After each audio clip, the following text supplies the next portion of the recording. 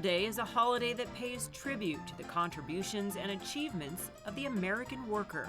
It was created by the labor movement in the late 19th century and became a federal holiday in 1894. There's a lot to talk about when it comes to labor. And Janet Payne would know. As vice president of the Torrance Historical Society and Museum, she sifted through hundreds of artifacts, including ledgers of early Torrance workers dating back to the city's early days more than 100 years ago. In fact, the city was founded as a solution to growing labor unrest in downtown Los Angeles. It had to do with unions and, of course, what we think of as labor. Torrance reference librarian Michael George pinpoints when that unrest came to a head. On October 1st, 1910, a bomb exploded in the non-union Los Angeles Times building, killing 20 people. On Christmas Day, another bomb blast followed at Llewellyn Iron Works. This growing strife prompted a Pasadena businessman and entrepreneur named Jared Sidney Torrance to begin laying plans for building a workers' paradise away from downtown. His thought would be if the worker is involved in his community because he owned his house, then he would be a better worker, he would be happier and more productive. There's a great cartoon from 1913 Sunset magazine. When the men eat from dinner pails in the factory yard, the after-dinner speaker is often the labor agitator. But when men rather eat from their home, with produce grown from their own garden, industrial serenity ensues. And that was kind of his idea. He found a parcel of land owned by the Dominguez family heirs on Rancho San Pedro. It was ideally situated between the San Pedro Harbor and the city of Los Angeles. At that time, farmers and ranchers were the area's largest economic engine.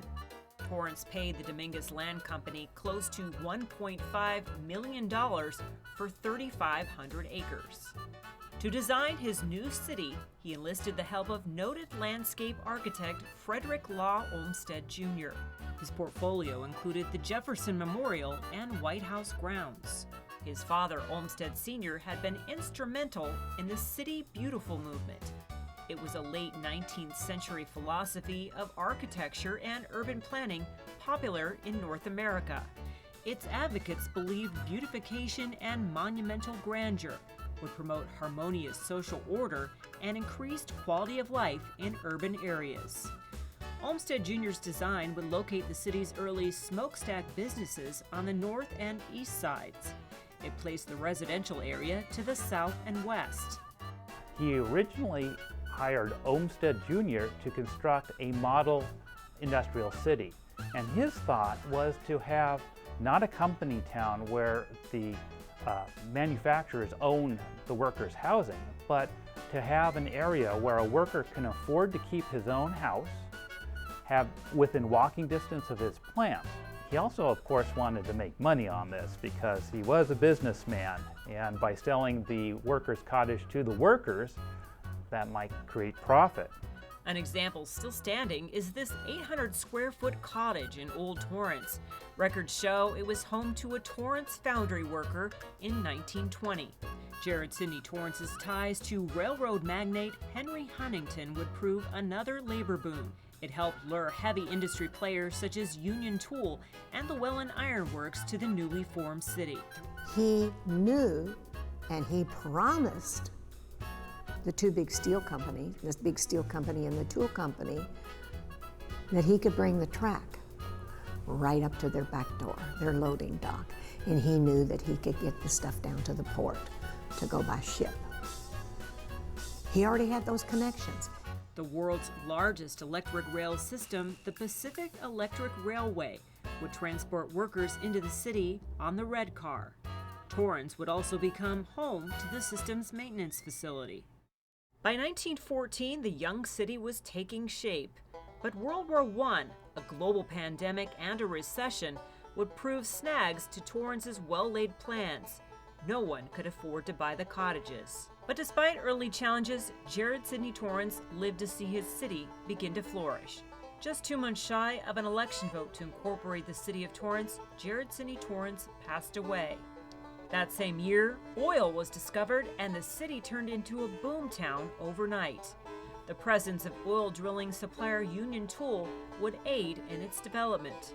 Torrance celebrated local industry and its workers with a 2-day festival in the 1930s and 40s called the Factory Frolic. Activities included a community parade, sporting events, and dances, shining a spotlight on the city's growing roster of industries, shown here in these Torrance Herald newspaper archive issues. Through the years, the labor landscape would gradually transform from farming and heavy industry into light industry and tech. Today, Torrance is home to the headquarters of the new electric vehicle maker, Canoo. Torrance still maintains its industrial and manufacturing roots with big companies such as Torrance Refining Company and Robinson Helicopter. And here on the 17,000-acre campus of newcomer Ganal Lumber, it still utilizes those original railroad tracks to bring in lumber from the Pacific Northwest. We've been able to shift gears, but be on a progressive track. We're benefiting from his enlightened support. The worker is still benefiting in part from what he created. With 34 parks, one of the largest shopping centers in the world, and a business-friendly environment, Torrance is undoubtedly a worker's paradise. As we celebrate Labor Day 2020, it's likely the city would receive a nod of approval from Mr. Torrance today. For Torrance City Cable, Colleen Farrell.